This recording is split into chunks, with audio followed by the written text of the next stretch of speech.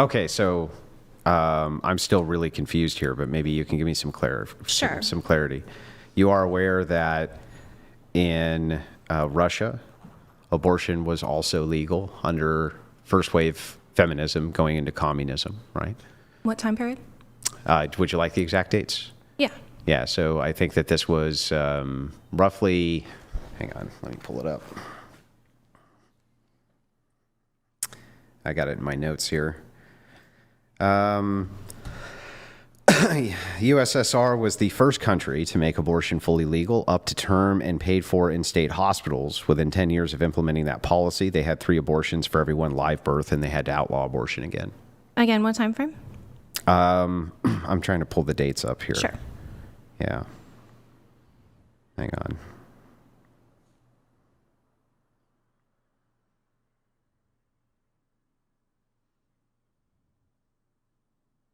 I didn't write the date down for that. I'm just wondering, essentially, against like the conditions. Looks like around 1920. 1920. Yeah, later restricted then banned in 36 because of this problem.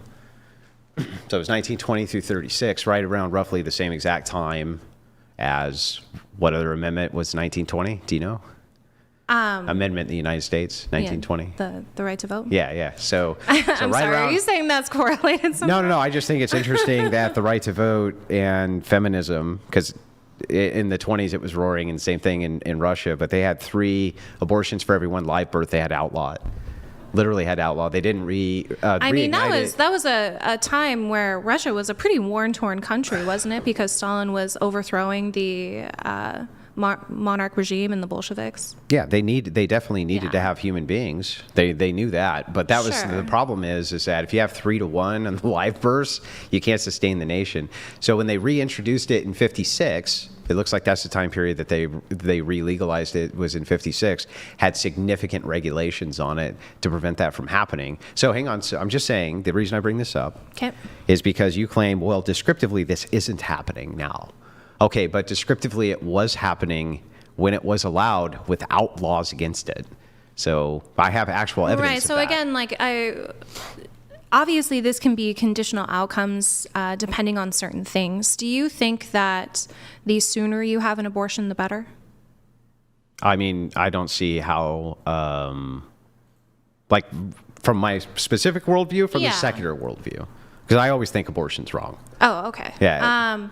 So that would be one of my argumentations, is that if you were having essentially a society to where medical access wasn't available, or it was at a high cost, then this could delay obviously your opportunity to get an abortion, which may cause it in later stages of pregnancy. Yeah, that's rare. What do you mean? That in later stages of pregnancy, you're going to have abortions, right? Isn't that what you said? No, it is rare because access is available. So I'm saying if it's happening later in pregnancy, it's most likely because there are times where access is not available. Yeah. Okay. So from your view, you're just saying, like, because you don't see a distinction, right? You just think life begins in some arbitrary point, like 24 weeks or something, tied in with consciousness or something silly, right? Something silly. Well, it is silly because you can't define consciousness. It's not a definable thing. I mean, do you think you have a subjective experience? Sure, but that's what not is that defining. Subjective experience that's not made defining of? Consciousness. What is that subjective experience made of? I have no idea. Do you? What's it made of? I think it's made of a lot of different components of things, but the fact that you recognize that it exists doesn't define what it is. And what do you mean? What kind of definition do you want? Well, tell me what consciousness is. The ability to have experiences? Yeah. So, are you saying that you have no experiences when you're unconscious? Well, I think there's other aspects of experience that not just only go into terms of... So you are having experiences, even when you're unconscious? Well, I don't think consciousness and being conscious are necessarily the same thing. They're not? No, like I wouldn't say that like someone who is sleeping doesn't have consciousness, even though they're unconscious. You don't believe that when you're sleeping, you're completely unconscious. I'm sorry? What? You said earlier you don't believe when you're sleeping you're completely unconscious. When we're talking about grape. You're completely unconscious? Yeah, you said you didn't believe that you're completely unconscious when you sleep. You are unconscious. That was my main tenet, is that you're having sex with someone who's unconscious. Yeah. Okay, so then if you're not unconscious, if you are unconscious when you're asleep, are you experiencing things when you sleep? Yes, you can still experience stimuli. Then how could you be unconscious? Because of other qualia. Qualia, sensation, emotions, your ability to dream. If consciousness then is defined as one who has babies? If consciousness is expressed as one who has experiences. Hang on. I'm sorry. Can we get back to? No, we can't. I just want to make sure. I feel like we pivoted from. No, we really didn't pivot. You pivoted it here. No. You said arbitrarily at 24 weeks. That's a different subject than what we were talking about. Yeah, but I just want to table that. But can I we want just to get finish back this to the real quick? 20... It'll only take 1 second. Oh, fine. Consciousness, one who has experiences, is conscious. If you're having experience when you're unconscious, then you can't be then you must have consciousness even when you're unconscious, right? Yes, there are aspects that you can have consciousness when you are unconscious. So are you actually unconscious? Yes, because I think unconscious and consciousness are different. What? What's different? I have no consciousness, or I do? What is being conscious to you? I don't. Well, it's not a thing again that's definable, really. I'm just in terms of when your wife is sleeping, that's as good as she's awake. What do you mean? In terms of conscious and unconscious. Yeah, I think that she still has consciousness when she's sleeping. Yes. Even though she's unconscious. Right. Well, no, she's not. No, she's not. I don't think she's unconscious. I think she's knocked out. What's the difference? Well, this is the thing about consciousness. Like I said, it's not definable. I think therefore I am is the best we can come up with. But we agree. On what?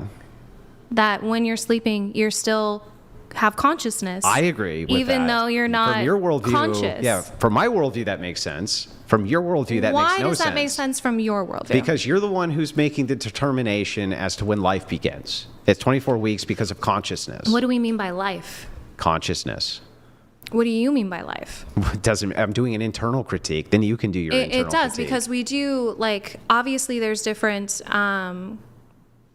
there's different terms when we talk about the mode of life. I'm sure you would recognize that cellular division and metabolic life is very different than someone having a subjective experience. I agree it's human life. You agree it's human life. Yes. Great. There's no disagreement there. Right. What I'm saying, that's before 24 weeks. But it is different than someone having a conscious experience. To you. Or a subjective experience. Yeah, to you. Why is that not different because for you, that's the thing you value, not the life itself.